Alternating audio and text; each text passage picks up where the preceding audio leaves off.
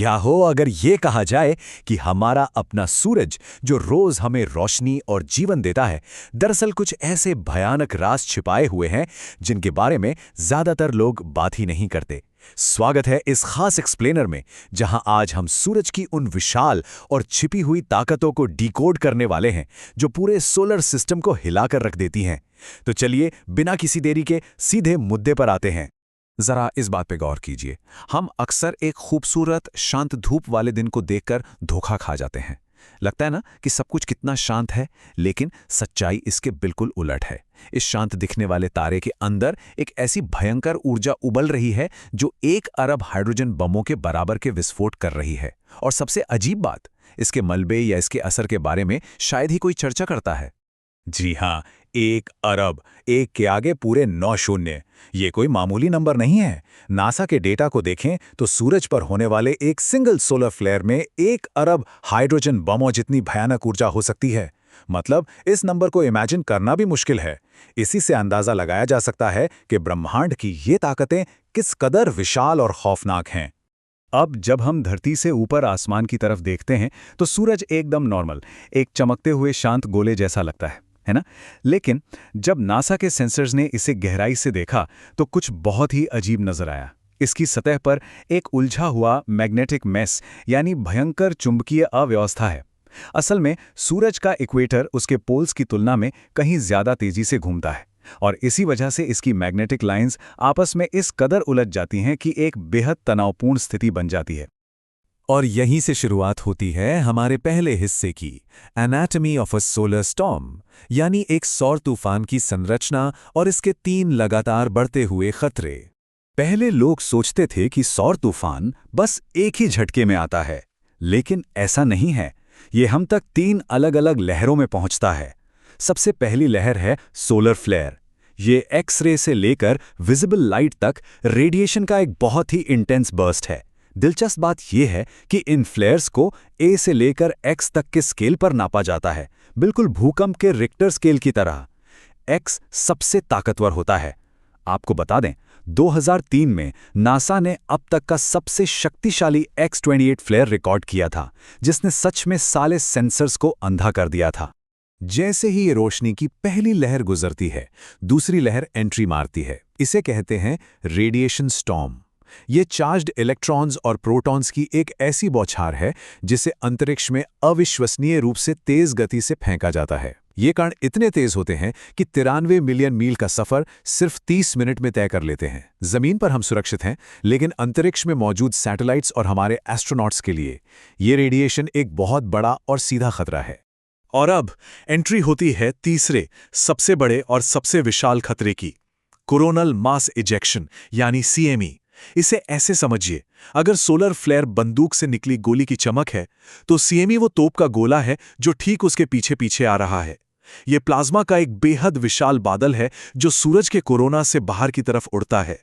और सच कहें तो यही हमारे ग्रह के लिए सबसे बड़ा और सबसे सीधा खतरा बनता है।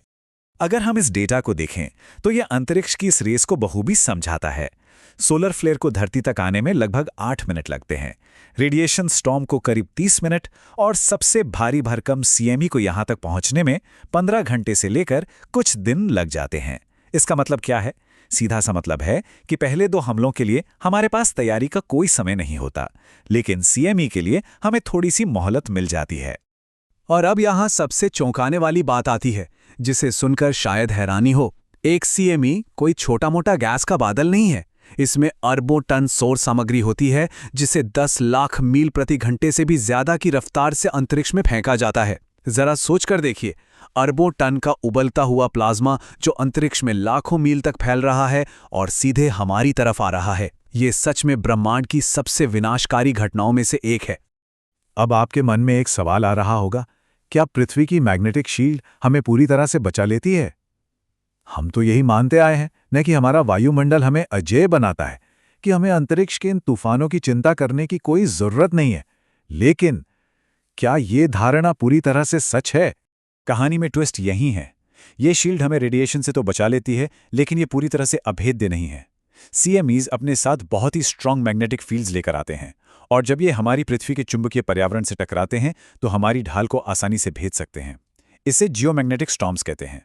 ये सीधे तौर पर इंसान को शारीरिक नुकसान नहीं पहुंचाता, बल्कि ये हमारी तकनीक और हमारे मैग्नेटिक फील्ड के साथ बहुत ही विस्फोटक तरीके से इंटरैक्ट करता है। तो आइए अपने दूसरे हिस्से की तरफ बढ़ते हैं, real world impacts on modern earth, यानी आधुनिक पृथ्वी पर इसका असली असर क्या होता है। ये बात जितना लगता है उससे कई ज्यादा प्रभावित करती है, क्योंकि ये सिर्फ अंतरिक्ष की कोई दूर की घटना नहीं है। जब कोई गंभीर CME पृथ्वी से टकराता है तो इसके परिणाम खतरनाक हो सकते हैं। पावर ग्रिड ठप हो सकते हैं, जिससे बड़े पैमाने पर ब्लैकआउट आ सकता है। ये ऊपर के वायुमंडल को गर्म कर देते हैं, जिससे सैटेलाइट्स की गति धीमी हो जाती है और वे नीचे गिरने लगते हैं। ट्रांसफॉर्मर जल सकते हैं, और हाँ, आसमान में जो खूबसूरत ऑरोरा बोरेलिस दिखाई देता है वो असल में इसी भयानक टकराव का एक बेहद खूबसूरत लेकिन चेतावनी भरा नतीजा है। इस पूरे कॉम्प्लेक्स प्रोसेस को अगर आसान भाषा में समझना हो तो नासा की इस शानदार एनालॉजी को देखिए। वो कहते हैं कि सूरज चुंबकीय क्षेत्रों का एक उलझा हुआ जाल बना देता है, बिल्कुल वैसे ही जैसे रात को करवटें बदलने के बाद सुबह हमारे बाल उलझ जाते हैं। यह एकदम सटीक उदाहरण है।